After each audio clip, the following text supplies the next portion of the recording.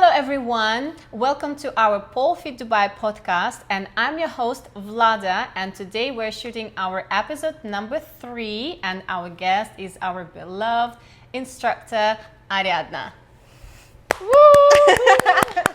Thank you, baby.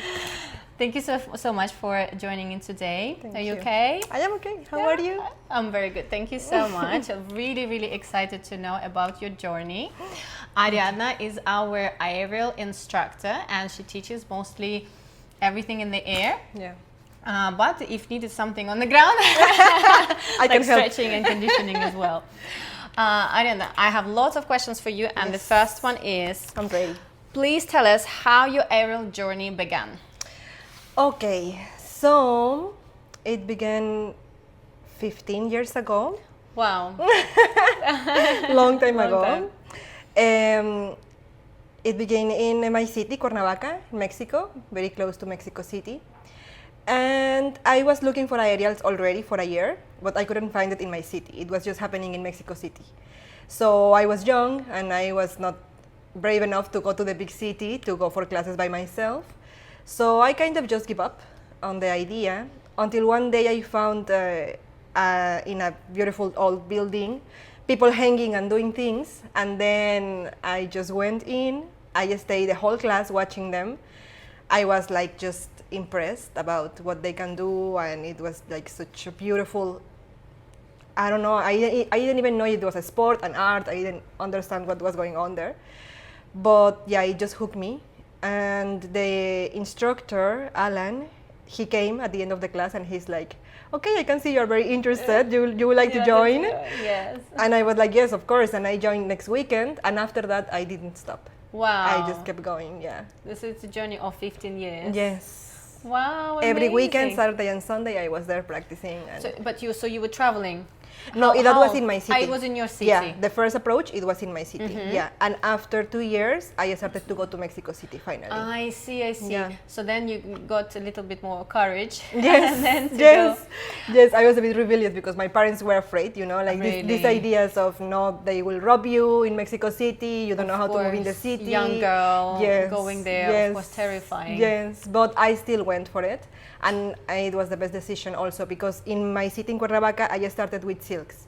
Yes. And they were just teaching silks. Yes. So in Mexico City, the class was a 3-hour class. Wow. And we were having all the apparatus. We All were the having apparatus. a hammock, silks, hoop, trapeze, and sometimes rope. Nice. Yeah. Nice. So you could expand Yes. and learn all other equipments. Yes.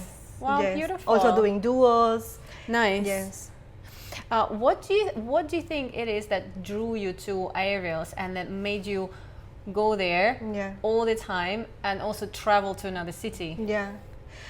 Well, I think at the beginning I didn't know, to be honest. Now that I can see back on those days and I can understand myself better also, I think I can understand why I got so hooked.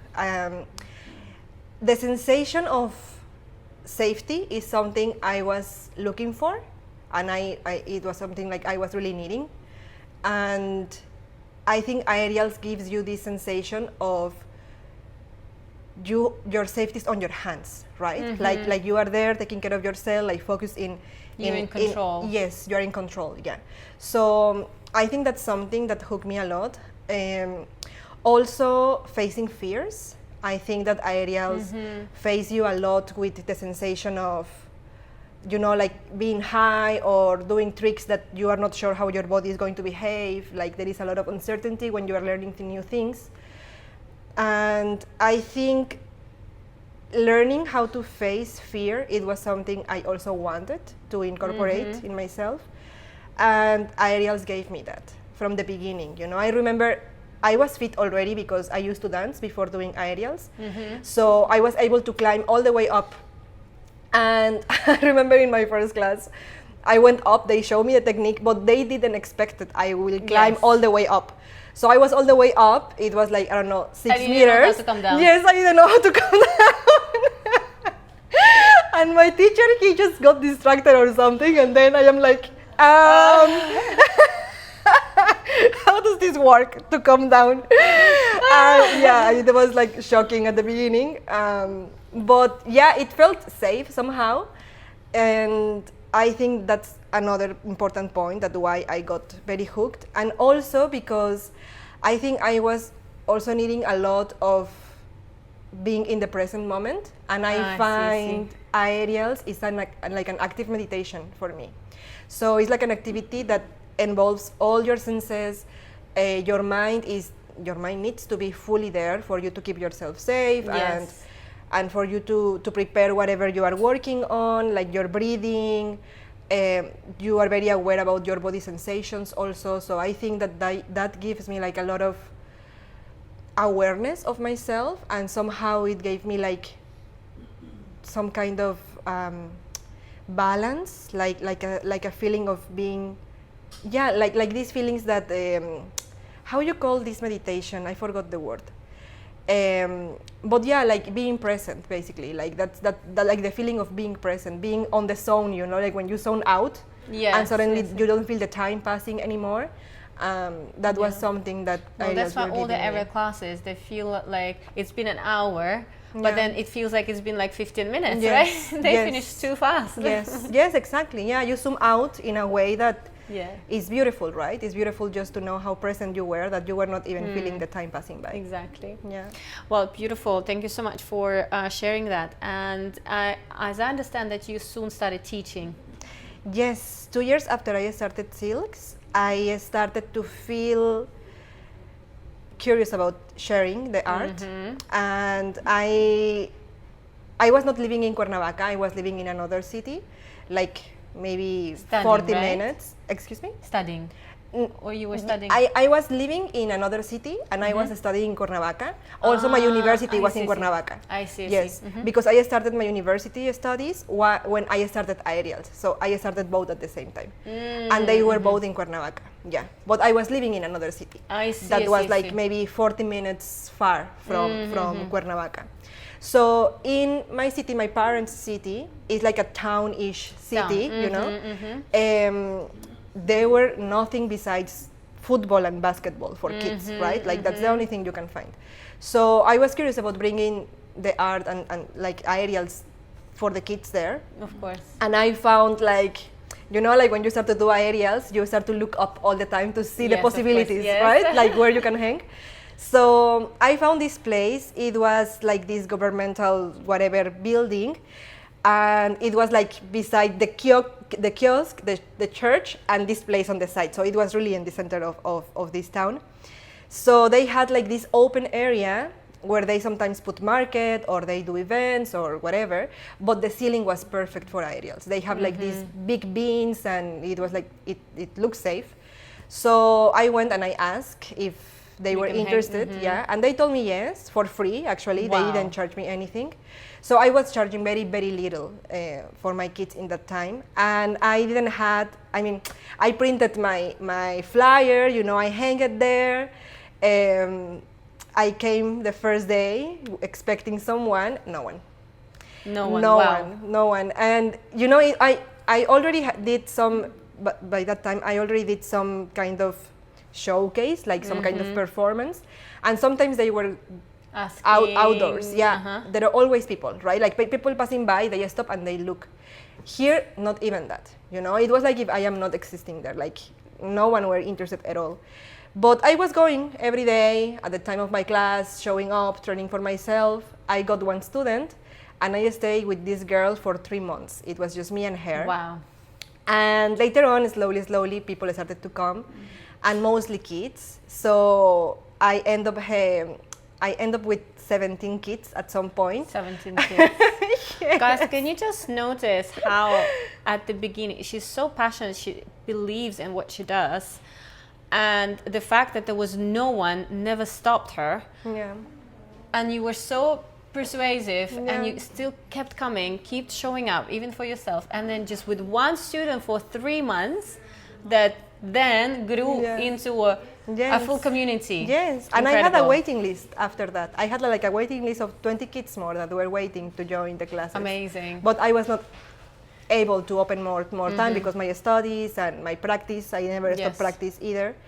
And later on, one governmental, like for youth, whatever department, this guy got interested in what I was doing, and he asked me to join to a program that was to prevent addictions and like robbery, you know, like for young kids, teenagers, to get like into this kind of, I don't know how to say it, delictive whatever things.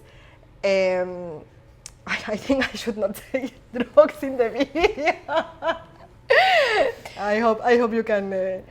Basically, as I understand, so some kids were exposed to, you know, they were living on streets, and they could fall under negative influence. Yeah. And they couldn't afford a different kind of lifestyle either. That was free for them, right? Yes. So they were offering different workshops. Exactly. So the government offered for them free sessions. So instead of them going on streets, they would come to Ari's class on aerial, which is, I think, absolutely beautiful. It was amazing, to be honest. It was like, I remember those kids, and one of the best students I ever had in my life.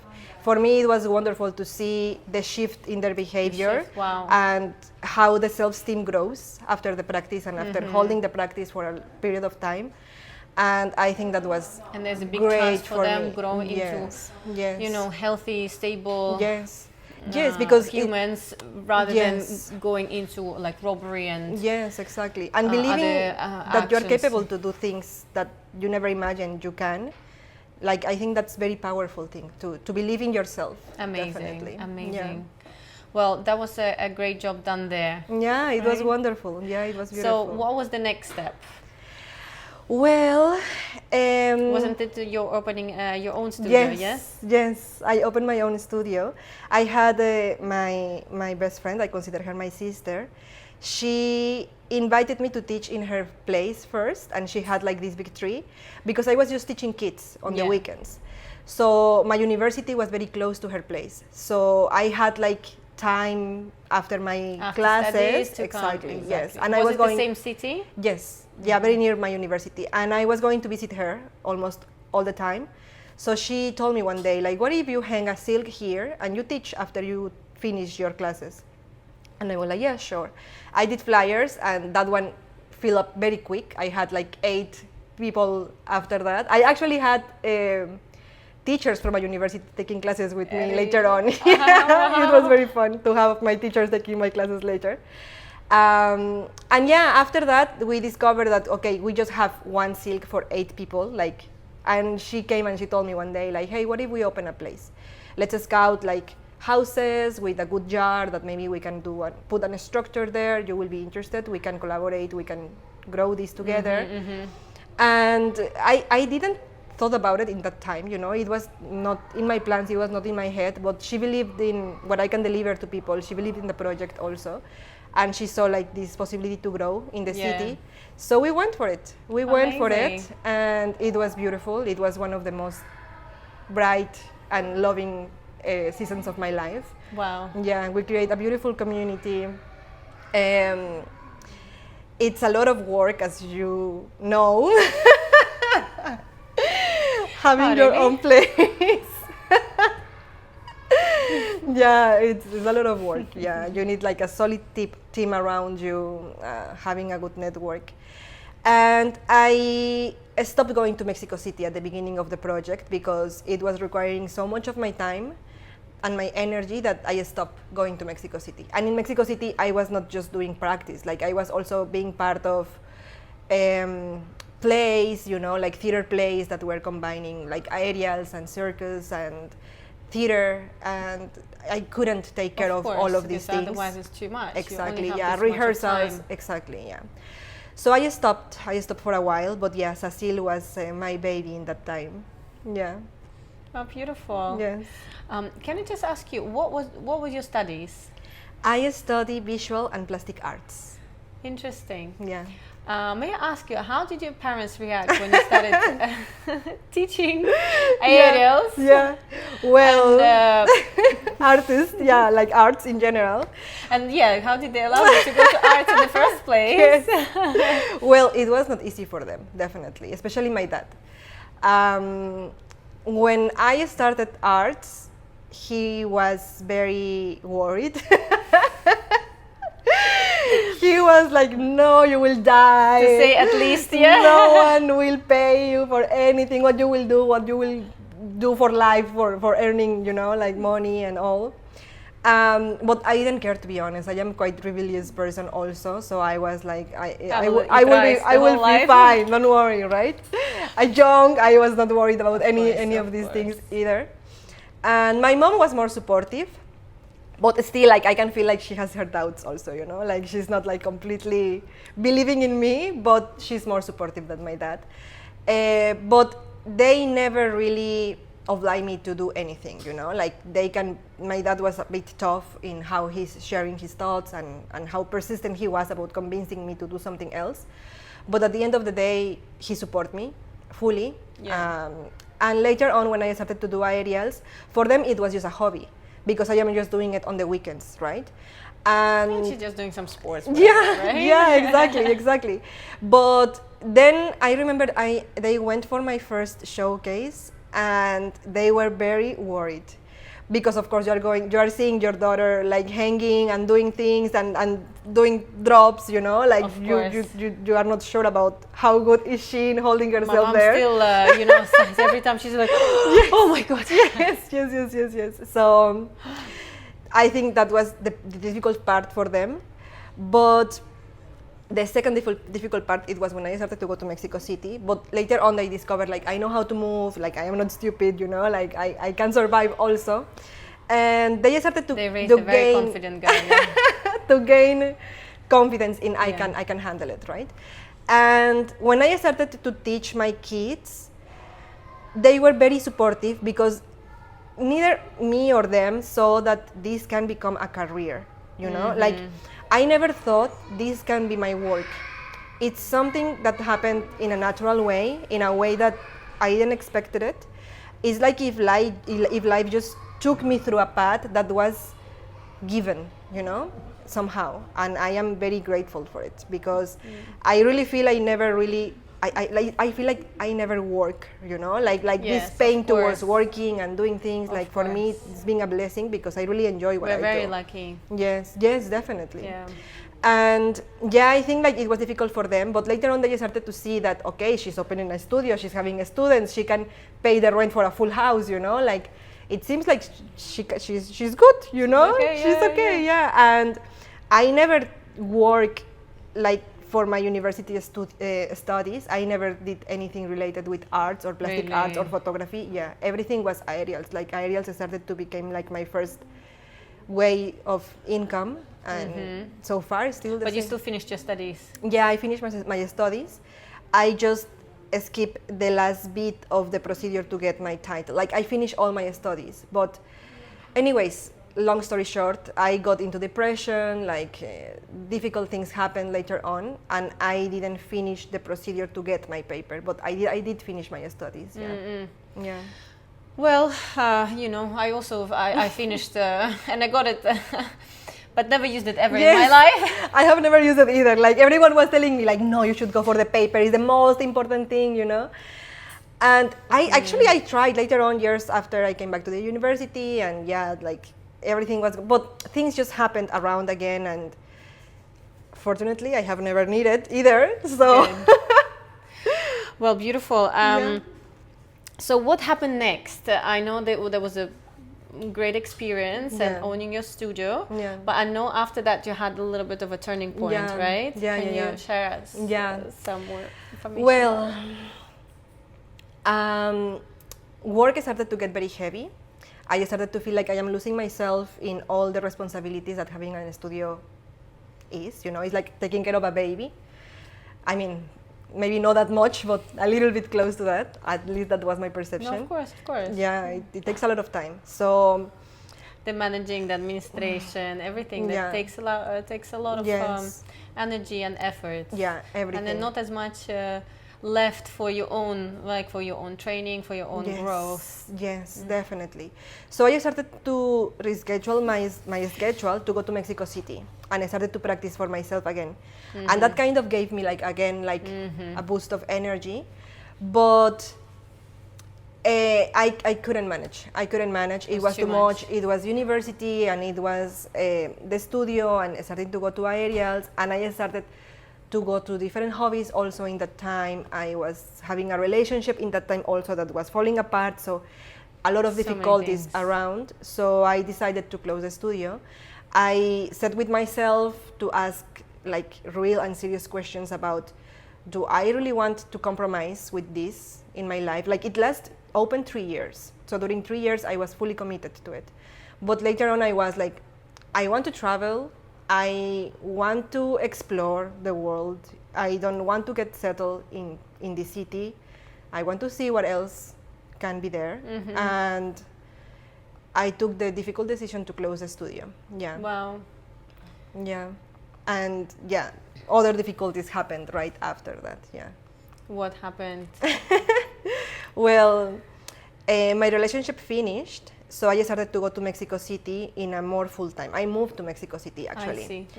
And I started to do canyoning. Like I took a certification for being a guide in canyons. You know, like going down in these cracks and finding rivers and going through there. Yes. And I was a specialist in rigging and all of that. Yeah, I really like the work with ropes and with metals and carabiners and all of this. And yeah, I just went for that, and I started to do like expeditions, because in Mexico we have a lot of nature and a lot of possibilities to explore nature in this way.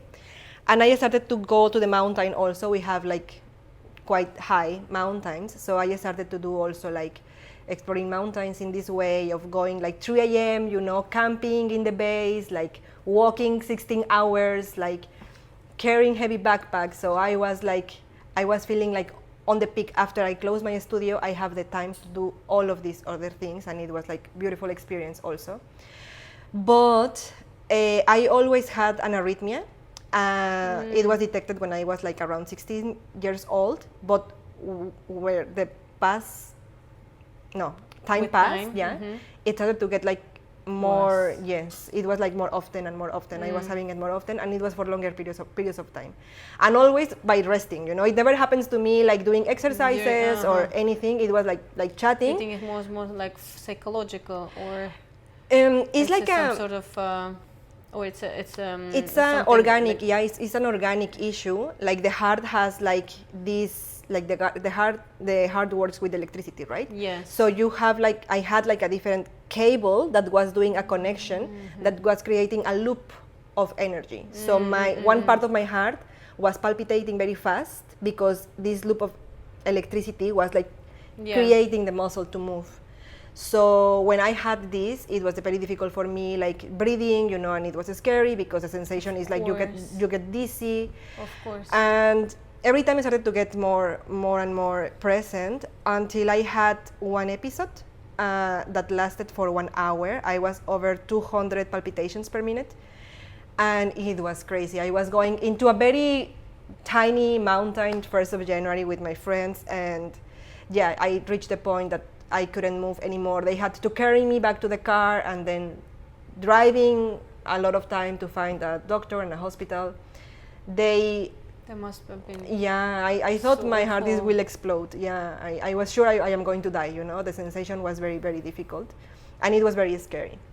So they called my parents. We went to another hospital. They checked. They couldn't find anything because the episode was finished. The doctors that attended me at the first time, they managed to bring my heart rate normal again. And of course, like, they were scared. They saw what happened to me, and they asked me what I do, and they told me, like, you cannot do this anymore. Like, if this happened to you being down in a crack in the river or in the mountain, you can die, you know, your heart can give up. So it was scary for me to listen to these things. And later on, we started to do like more studies. I had another episode. Fortunately, they found the arrhythmia, like with this machine that takes the electrocardiogram. And yeah, I went to a hospital specialized in the heart issues, and they told me you need to do an ablation, which is like they bring like a catheter inside the artery to the heart, and they burn this little extra cable to stop creating this loop of energy. So they did that. So you went through the surgery. I was like, yes, like I cannot live like this, right? Like course. this uncertainty is just more difficult. And you cannot do what you love to do. Yeah. So I went for it, and I had to stop for 3 months because you cannot do exercises. Of course. After that, your heart should stay like in a calm rhythm. So it was very difficult for me because all my personality, all what I have built so far, you know, I was like so strong, and I was training so hard, and I was invested in all these other things that I love. They just disappear. So this big question was like landing on my head and my heart, which was like, who's Ari, right? If I am not an aerialist, identity crisis. Exactly, yeah. Who I am? If I cannot do the things that I love, if I cannot explore nature anymore, if I cannot move in the way I am used to, so what's left, right? So I started to explore that. Basically, life pushed me to explore like a deeper level of the self, and I developed later on anxiety and panic attacks. It was a very tough season, but thank God I had a very beautiful network around me. They were very supportive, my family, my friends. I had help of therapists also that helped me in the way, and they awakened like this curiosity towards my spiritual world and my spiritual being, and like taking care of myself in different levels. And later on I discovered that all of these things that I was doing, you know, they were things that of course I was loving, but they were also distractions, and there were a lot of things that I was avoiding through all of these strong emotions because I was just doing strong things, you know, and it was time to face them. So it was tough, but at the same time it was beautiful. Yeah, I'm so proud of you. Well done. Thank you, baby. I also love how you managed to look at this tough time of your life when you face surgery, like a crisis of your identity, but you still look at it as a kind of like a turning point that needed to happen to you, so that you had to address certain things and to have a much deeper work within, right? Yeah. And I'm sure you're glad you did it. I am. And you grew massively from that, right? Yeah, definitely. Yeah, for me, anxiety is a friend, and I haven't experienced panic attacks anymore, or anxiety in the level that was like stopping me from enjoying life.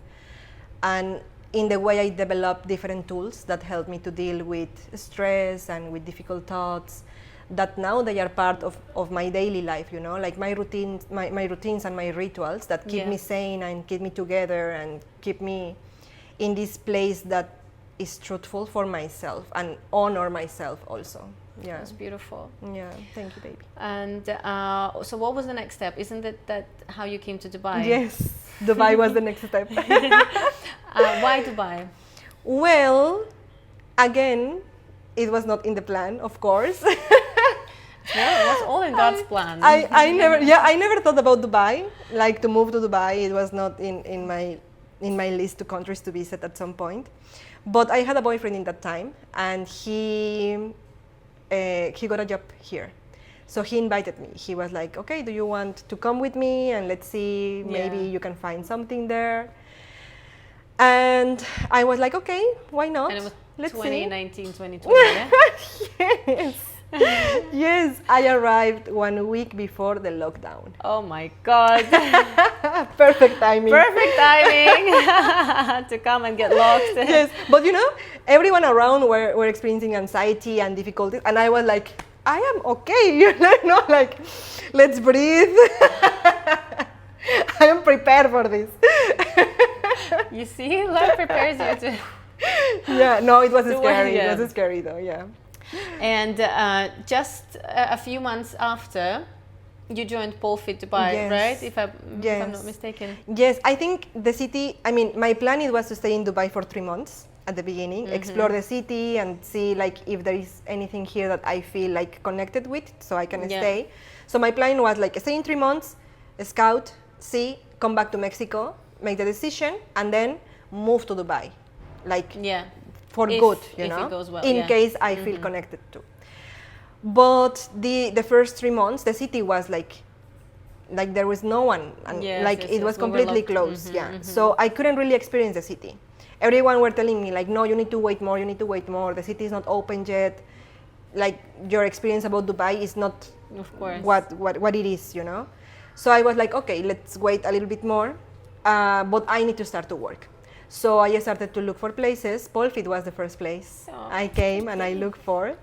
Actually, I was following Polfit from Mexico already. Did you? Oh, that's so sweet. So nice. Thank you. Yes.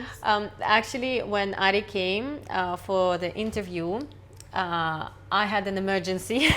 I had 3 of our instructors going on a maternity leave at the same time. I was like, what am I gonna do? And then God sent me Ari. Yes. Literally within the week, I'm like, full on. So I remember you joined us straight away to like with a lot of classes. Because and all of my instructors, most of them, they were aerials who left on maternity leave.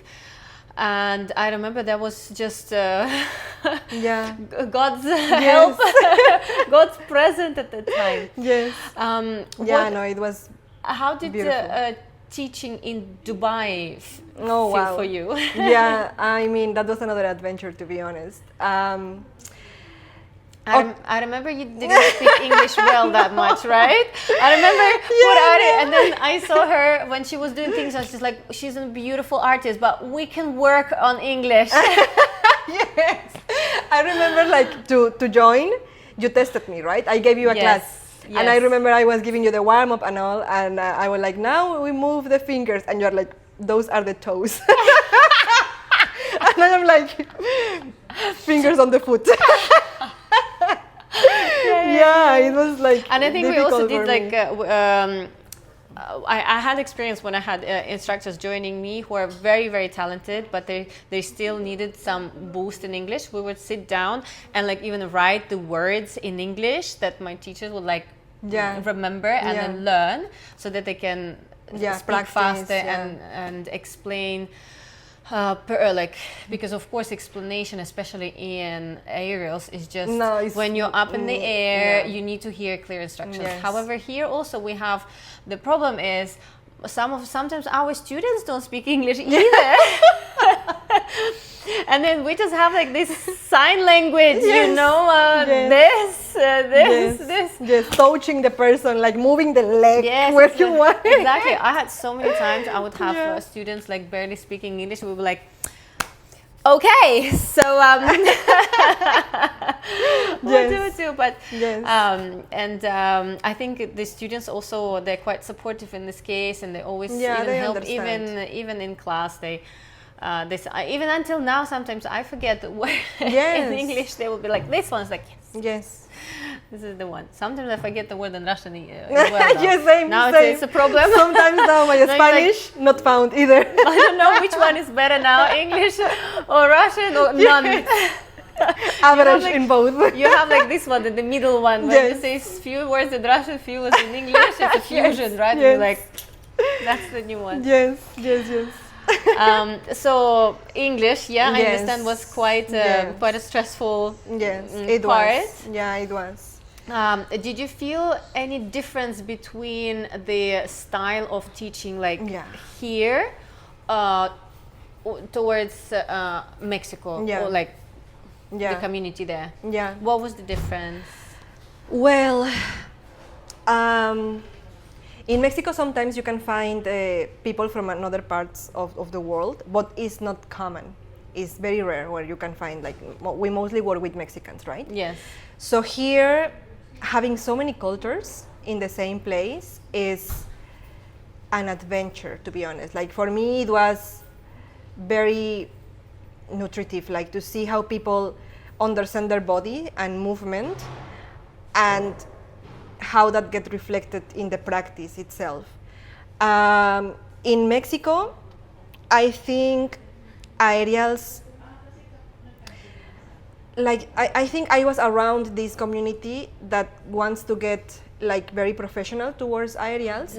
So the training and the practice is tough. you know, like it's very strict and it's like very result oriented. yes, yes. Like you are hitting the trick, you are hitting, yes, like to improve, and it's not much around flowing and doing sequences and dance. You know, that one maybe you go into there when you are going to prepare for a showcase or when you are going to perform, but the daily practice is more towards trick and the result, as you said. And I think here is mostly the community that joins here is mostly people that use aerials as a hobby to connect with themselves in a different way, right? And more focused on journey of having fun, right? Yes, During class, yes. so like And feeling better about definitely. themselves. Definitely, because here we are all expat, right? Like we really don't have like this, the need of like in Mexico we have our families there and our friends from all life there, right? Like it's just a place where you join and you can practice. Here the need to create community is huge, and you can see like how the bond in the class is very, very needed, and it's something that as instructor I think you need to take care of also, right? Like creating this environment where everyone feels welcome, Yes. when everyone has a place to be and to exist, and where you actually recognize the person that you have in front of you. And that was also very beautiful, like to understand that people here is needing that a lot. Yes. And being patient also with the students, because in aerials we have all levels classes, right? So like managing all levels is also something that you need to develop like very, very well, so no one feels like neglected, you know, or ignored, and you keep this motivation towards inviting them to come and to join and to hold the practice for a long time. And I think nationalities also, when you face different nationalities, Yes. Sometimes the way, or sometimes even nationalities, like because there's people from all over the world Yes. with all different experiences, Yes. right? Characters, and then Yes. you also try to like jiggle all the different Yes. differences within one class. Yes. You know, making sure everyone is feeling Yes. great, everyone's feeling welcome and empowered and Yes. seen. You Yes, yes, that's very rich for me, because I learn a lot from my students. I mean, I always learn from my Mexican students and my students here, but for example, like I always learned a new name that I never heard in my life. You know, like there is always a name that I am like, wow, it's the first time I hear this name, right? And also like, like the way they dress, the way they speak, I like to learn, like, or to know what they are doing for life, you know. Beautiful, why you are doing in Dubai, how come you are here, right? Yes, like yes, we can always play that. My kids, for example, they play to guess their nationalities. Nice. It's like a very common game, right? Like, okay, guess from where I am from. And in Mexico that doesn't happen, Of right? course, Like you are from Mexico, what are you talking about? So I love that. I love that in Dubai. Nice. Tell us more about now your spiritual journey, because Yes. I know that happened during your difficult times, Yeah. and that it evolved, and you even put it also into your aerial practice and teaching. Yeah. Would you tell us more about that, Yes, please? of course. Well, movement is a medicine for me. It's something that helped me to get closer to my emotions, not to avoid them, to invite them to exist and to create a space for them. And recognizing them and allowing them to exist removes like this resistance, right? So they go through in a more smooth way, and I can understand myself better. So for example, my students sometimes they don't know, but I always start my classes with spine movements, for example. Yeah. Of course, it's important to create movement on the spine, but energetically. Also to get the energy flow. Exactly, yes. Like people is coming from work, is coming from, I don't know, like dealing with kids, with problems, with whatever they are going through. So like flowing that channel that is so important, our spine is very important, for example. Like, and I want them to get creative in the class. So we go for hips. Like I dedicate a good amount of time to moving the hips, different places. My students know, right? Like sometimes they decided to play that they are dancing salsa, for example, like figure 8 hips movements. And I think that's something that I incorporate also in my classes after understanding how important movement is. And I can see how people get also relaxed. Like I like to observe how my students join the class, for example, like they are in rush, for example, or you can see if they are like overthinking something, or they are picking the phone often, like something is there bothering them. The energy, the energy level. So warm up is also dedicated to take care of that energy, right? If I see like the group like very sleepy, okay, we do something that boosts energy. If I see like a lot of tension, it's easier to do it with my private classes, to be honest, because I can be more focused in what they are needing. But in the group class, it's more like a general energy, and try to find like this middle point where we all can sync, to say it like that. Yeah. And a lot of different practices, like I discovered different things in the way, but I think in my classes, for example, at the end of the class, like we sit together, we stretch together, right? Like we move our neck, we bring the forehead on the ground to a stretch, of course, but when we are doing that, for me, it's like we are grateful. Grounding, yeah. Yes, to be with each other and to be here together, right? Beautiful. So I know that Ari also took this a little bit further, and she's also now offering women's circles and different practices. So if you guys are interested, please reach out to Ari, and she holds this beautiful space for women. Yes. Maybe. Also men in time to time. So in time to time. Please tell us like what do you offer? What kind of circles? What is it about? What is the intention? Yes. Well, my project is ritual rhythm, and the idea is to sync the inner rhythm and to honor our own rhythm with the rhythm of nature. That's something that helped me a lot. Like while I was starting aerials and I was like in this rush and in this urge to learn and to do things, I was completely disconnected of my own rhythm, right? Like, it doesn't matter if I am, I don't know, like menstrual, or I am luteal, or I am ovulating, like I will try to keep the same energy all the time and hold it, right? And then I will discover that I am exhausted, right? Or or I am more irritable, or I am less open to others people experience around me, for example. And I didn't understand why, right? But it's because I am not taking care of myself in this way. Like as a woman, our hormones play a very important role in our energy level, in our mind, in our emotions.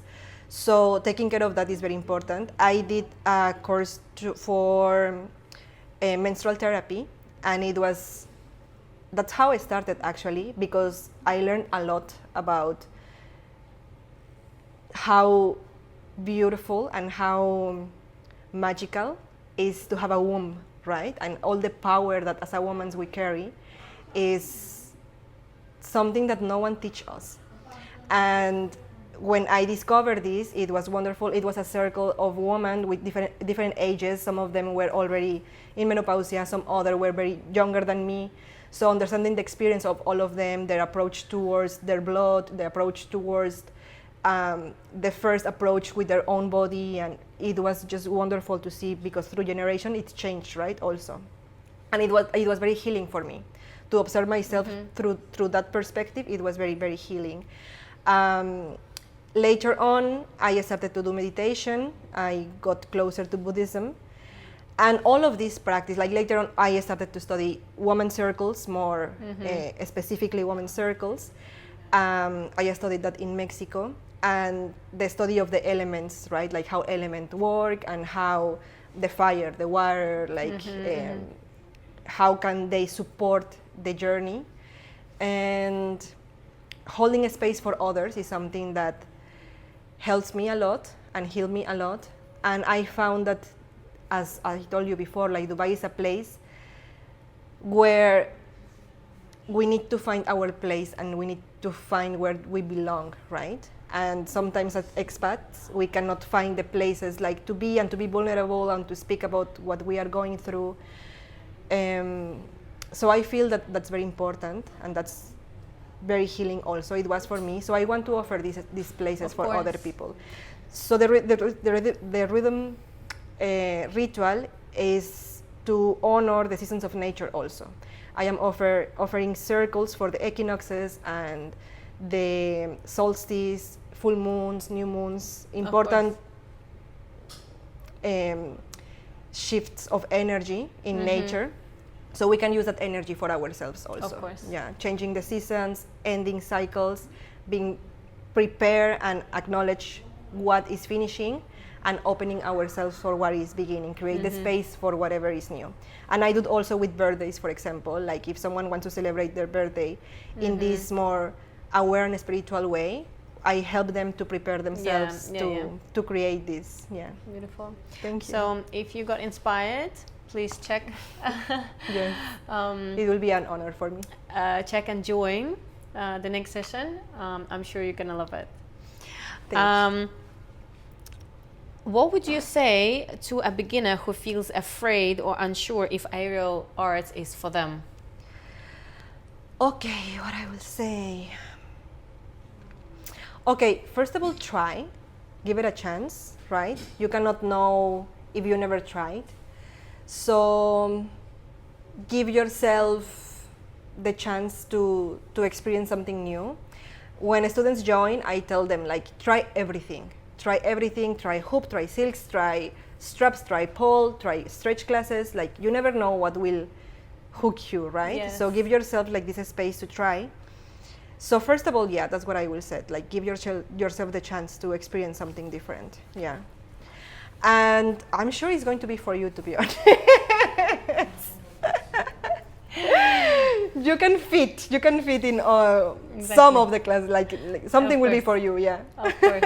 But mainly they will join also our beautiful pole and aerial community. Yes, yes. Really, really proud of our community that is so supportive. And like Ariadna said, because all of us, most of us here are expats. And like you said, when you're at home, you have the support of your family, of your friends. Yeah. But then when you come to not only different city, but also different country, different culture, everything is different. And then you live away from home. And you also move when you're like, move in the adult age. Yeah. I think it's like, in our cities we have friends always, right? Like from younger, but then it's much harder to make friends as an adult as sometimes. An adult. Yeah. And I think this is also a great space for people to come and find this community, this support, this friendship. Yes. Also based on a beautiful hobby and art, where we promote also health, being healthy, well-being, like even you offer like spiritual components, which works as a, as a whole. Your sound healing. More for sound healing. And then we always hold events together where we're bringing people together, so that people can really sometimes, like, lots of people, they feel lonely here, right? Yes. And they come here and That's then very common. They have like a job, or they have some, I don't know, party friends or something, but then they don't really have that trustworthy, like these deep connections, right? Yeah, exactly. That's very important. And then just saying, here you can a find lot that of here. people found one. Yes, no, definitely. Polfit is my family, and I don't know what I will do without Polfit here, to be honest. Yeah.